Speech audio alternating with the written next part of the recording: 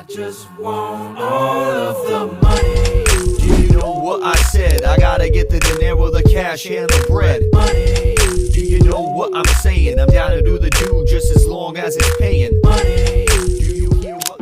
Halo semuanya, pada kesempatan kali ini kita akan membahas topik yang sangat krusial dalam akuntansi perpajakan, yaitu akuntansi perpajakan atas investasi pada efek tertentu. Nah, di dalam operasional bisnis tata kelola aset lancar, seperti kelebihan dan nafas, harus direncanakan dengan matang agar menghasilkan imbal hasil optimal tanpa melanggar ketentuan perpajakan nasional. Nah, melalui pembahasan ini, kita akan mengupas tuntas perbedaan cara pandang antara akuntansi komersial dengan regulasi perpajakan yang berlaku di Indonesia. Yuk! Kita mulai dari latar belakang mengapa perusahaan melakukan investasi. Dalam hubungan keuangan terdapat istilah idle cash atau dana nganggur, yaitu kelebihan kas yang tidak digunakan oleh perusahaan untuk operasional dalam waktu yang dekat. Agar kas tersebut tetap produktif, biasanya perusahaan menanamkannya dalam surat berharga seperti efek utang atau obligasi maupun efek ekuitas apapun. Instrumen investasi yang dipilih wajib memenuhi 3 syarat dasar. Yang pertama, aman dari tingkat risiko investasi minimal. Yang kedua, liquid di mana mudah dicairkan kembali menjadi kas ketika perusahaan sedang membutuhkan dana darurat. Yang ketiga, ada menghasilkan atau yield. Menghasilkan atau yield ini yaitu mampu memberikan keuntungan yang besar. Selanjutnya, kita akan membahas tentang klasifikasi efek menurut PSAK. Nah, menurut PSAK sendiri, klasifikasi efek dibagi menjadi 3. Yang pertama, efek perdagangan. Yang kedua, efek tersedia untuk dijual. Dan yang ketiga, efek dimiliki hingga jatuh tempo. Selanjutnya, kita akan membahasnya satu persatu. Dari yang pertama, yaitu efek perdagangan. Efek perdagangan dimiliki untuk dijual kembali dalam jangka waktu dekat, dengan tujuan untuk mendapatkan laba jangka pendek. Kemudian, efek perdagangan ini dinilai menggunakan nilai wajar dan kerugian atau keuntungannya dimasukkan ke dalam laporan laba rugi. Dan yang kedua, terdapat efek tersedia untuk dijual. Efek ini bukan untuk trading ataupun dimiliki hingga jatuh tempo. Efek ini dinilai dengan nilai wajar dengan keuntungan atau kerugian yang belum direalisasi akan masuk ke pendapatan komprehensif. Dan yang terakhir, yaitu ketiga, terdapat efek dimiliki hingga jatuh tempo. Efek ini khusus berupa efek utang dengan intensi dan kemampuan ditahan sampai jatuh tempo. Nah, efek ini dicatat pada biaya perolehan yang selain instrumen konvensional seperti saham biasa dan obligasi biasa, pasar modal juga memiliki efek derivatif atau instrumen turunan yang ketiga. Yang pertama ada right, yaitu hak memesan saham terlebih dahulu sebelum ditawarkan ke publik. Yang kedua itu ada warrant, yaitu hak membeli saham pada harga tertentu dalam jangka panjang. Yang ketiga itu ada saham dividen dan bonus, yaitu tambahan saham yang dibagikan dari kapitalisasi laba di pasar. Selanjutnya ada obligasi konvertible, yaitu obligasi yang dapat dikonversi menjadi saham emiten. Yang terakhir itu ada reksadana yang merupakan portofolio efek kolektif yang dikelola oleh manajer investasi. Nah, instrumen-instrumen ini itu dapat memperluas opsi manajemen dalam mengelola portofolio serta berharga di pasar modal dengan berbagai kombinasi tingkat return dan likuiditas. Sekarang kita beralih ke aspek penting, yaitu peraturan perpajakan. Disinilah letak mendasar adanya rekonsiliasi fiskal.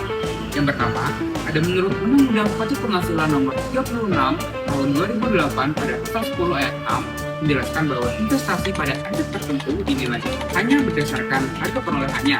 Pajak tidak mengakui adanya penyesuaian nilai wajar atau fair value setiap tahunnya. Yang kedua, ada keuntungan atau kerugian realisasi yang terdapat pada pasal 4 ayat 1. Jelaskan bahwa hanya diakui saat transaksi pelepasan atau penjualan yang telah benar-benar terjadi secara real, dihitung dari selisih harga jual dengan harga perolehan. Yang ketiga, terdapat investasi valuta asing yang menjelaskan bahwa harus disebarkan ke mata uang rupiah menggunakan kurs tengah Indonesia pada tanggal penerapan atau kurs tetap yang dilakukan secara konsisten. Selanjutnya, kita akan melihat aspek perpajakan pada instrumen obligasi. Pertama, ada bunga obligasi yang terdaftar di BNI.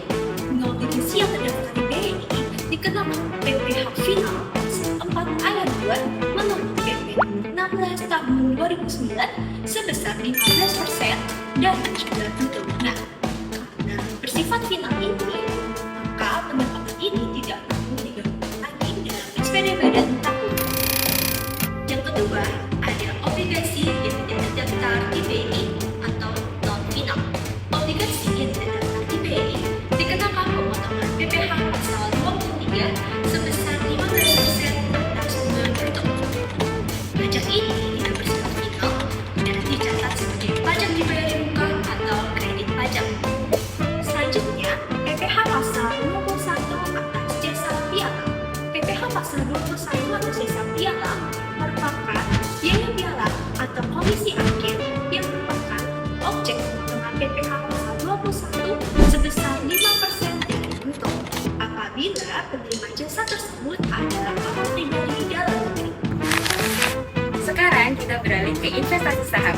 Investasi saham ini berbeda dengan instrumen utang dan pajak atas transaksi penjualan saham di Bursa Efek yang bersifat sangat ringkas.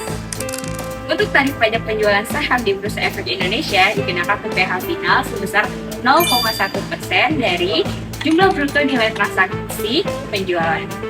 Dan untuk kasus kesederhanaan administrasi, pajak tetap dikenakan secara langsung saat transaksi penjualan terjadi ya, tanpa perlu melihat apakah posisi transaksi saham tersebut dalam kondisi untung atau rugi. Kemudian terdapat pengecualian laba atau rugi komersial. Nah, untuk kepentingan pelaporan SPT pajak, laba penjualan real akan dilakukan koreksi negatif, sedangkan kerugian tidak dapat dibebankan secara pajak.